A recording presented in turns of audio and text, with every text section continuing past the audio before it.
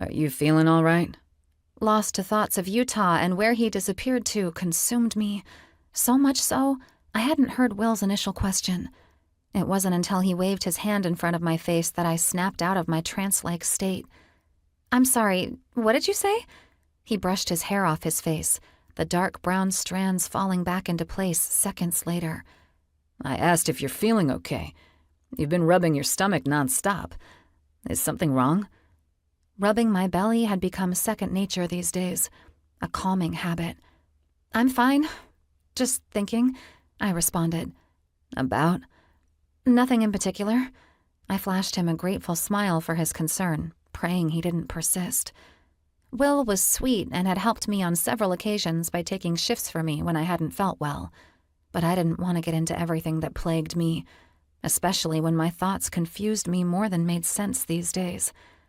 There were times I'd catch him watching me when he thought I hadn't noticed, making me think perhaps he liked me, but he never flirted or said anything inappropriate.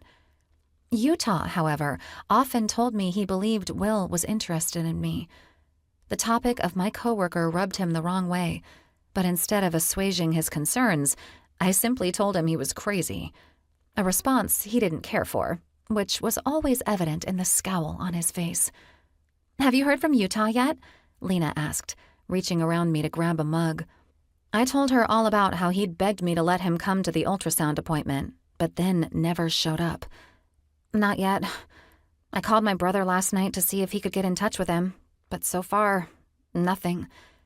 Lena and I had become fast friends after I started working at Rocky's. To judge her by her appearance was a mistake. With her perfectly coiffed, bobbed brunette hairstyle, she had the look of someone who should wear pearls and be vacationing on a yacht somewhere. But her Spitfire personality pushed against that notion.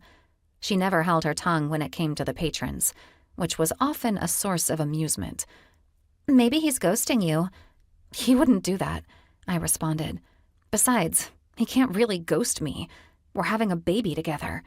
And he's in the same club as Knox. It's not like he can just disappear." "Looks like he did." "Can you not put thoughts like that in my head?" "Sorry." She handed a customer a beer, swiping the money he put on the counter. After she gave him his change, she leaned against the bar and placed her hand on my arm. "I just want you to be realistic. From what you've told me, he doesn't seem like the commitment type." "He's not, but neither am I. He still wouldn't just not show up to the appointment. At the very least, he would have texted me to tell me he wasn't coming." "If you say so." Debating this with her in front of Will and 3 male customers was the last thing I wanted to do, so I quickly changed the subject. "Is that a new tattoo?" I pointed to the red rose surrounded by thorns on her left forearm. "I just got it last week. It completes my sleeve." I didn't have any ink, and I didn't want any for myself, but I could appreciate an intricate work of art.